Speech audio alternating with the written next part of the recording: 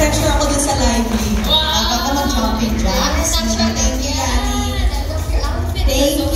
Thank you so much po sa lahat ng mga dumalo dito sa ating event ng Chef Ives Paradis dahil lahat kayo personally ay inimbitahan ko po na pumunta rito. Kaya maraming salamat po sa pagpunta ninyo dahil gusto po talaga namin na maraming makaalam ng Chef Ives Paradis para po mas marami tayong mga kababayan nating matulungan. Yung mga short sa budget na hindi pa kayang mapunta or magpa-medical procedure, baka sakali po matulungan sila talaga ng Chef Ives. Dahil yan po ang marami naming feedback, yung mga dapat magpapa-opera, dapat magpapa-maintenance, dapat merong laser na gagawin, pero because of Chef Ives Paradis, nakatulong po maging maayos ang kanilang pakiramdam at hindi na nila gawin. So yun po, I'm very excited po na matry ninyo at personally magamit ninyo at makita ang benefits ng Chef Ives Paradis sa inyong kalusugan.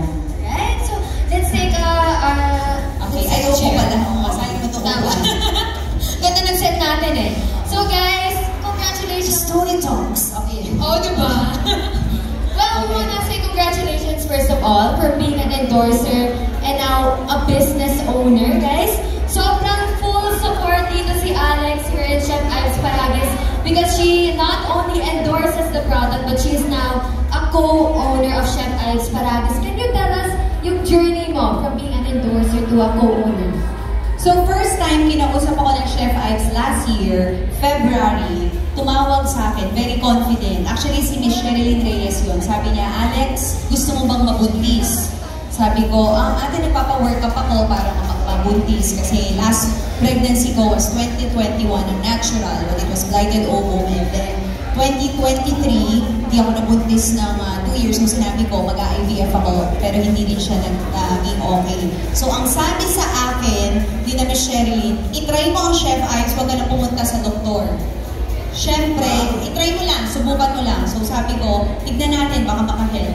Hindi ako naniwala, siyempre. Kasi bakit naman? Although, love ko si Ate Sherilyn, pero parang sobra naman ang claim nito na marami rin natutulungan. Parang pa-miracle na daw ang Chef Ives Paradis. So what I did was, ginamit muna ng mami ko, sinabi ng mami ko, sabi niya, Catherine, gumanda ang aming lab works. Lab kept namin sa blood. Umayos lahat, nag-normal. So, itry mo. So, medyo hesitant pa rin ako. Pero, yung pinadala nila sa aking mga box, pinamimigay ko sa mga kakilala ko. Sa lahat ng pinamimigay ko, sabi ko, uy, magaling daw to, itry nyo. Sabi niya, ate, meron ako mga kilalang mga influencers din. Sabi nila, ate, hindi pa ako nagkaka-mens talaga kasi ano ako, irregular ako. Ay, naku, itry mo to.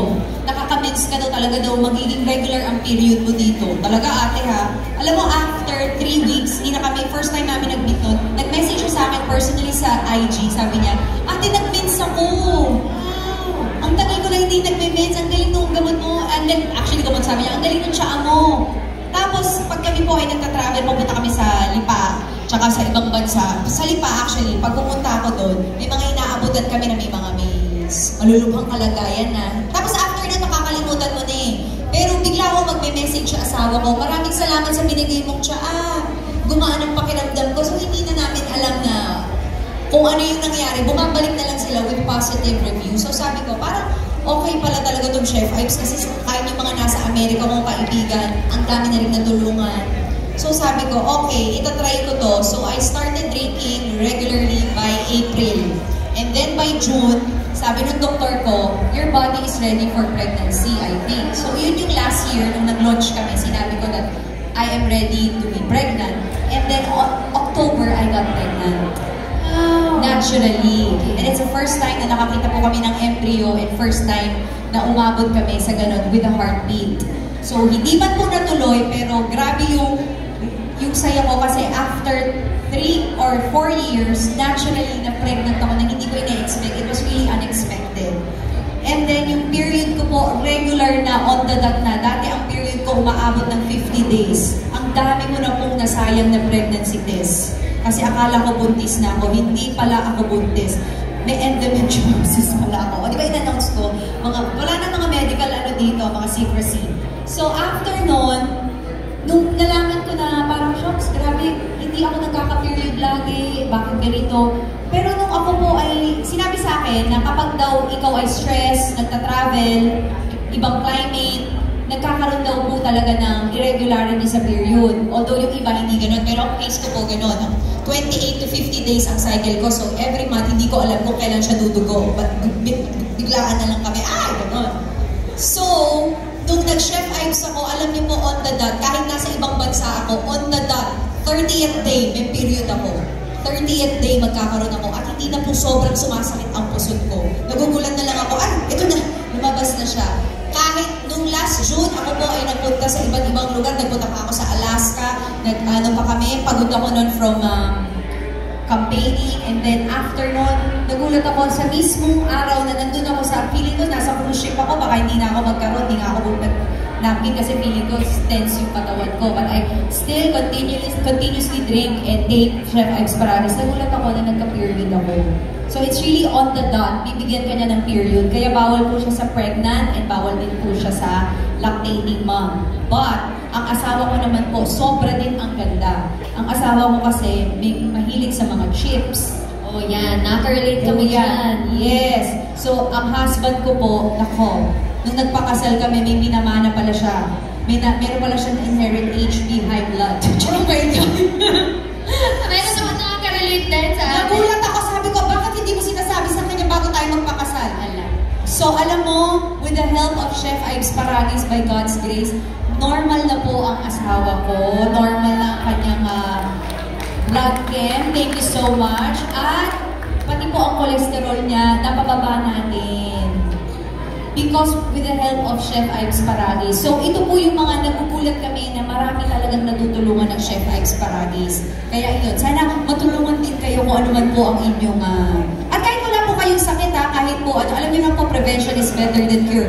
Hindi natin alam, one day, biglang may mararamdaman tayong sakit. Meron na palang mga nagpo-form sa loob ng katawan natin na toxins na hindi natin na ilalabas. Because of Chef Ives Pararis, mailalabas po yan naturally. Hindi po kayo magpupoops, hindi po yung parang pupoops or mapapapayat kayo. Lalabas po yan through pawis, through discharge, through earwax, through muta, through phlegm. Ilalabas po yung mga phlegm na matagal nang nasa loob ng lungs ninyo. So yun, napakaganda po talaga ng produkto.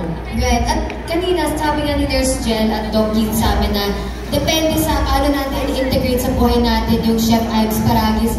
Ikaw mo with your busy schedule, kailan mo siya tinitake? How regular? Every day. Ayan. Every day. Lalo na bago matulog. Alam niyo, pag bago matulog, ano po ako insomnia. Ang dami ko pong iniisip. So, pag ako po ay nag-Chef Ives Pararis, naka 3 cups ako. Kasi po ang isang tibag, pwede niyo pong gamitin up to 5 to 7 refills po.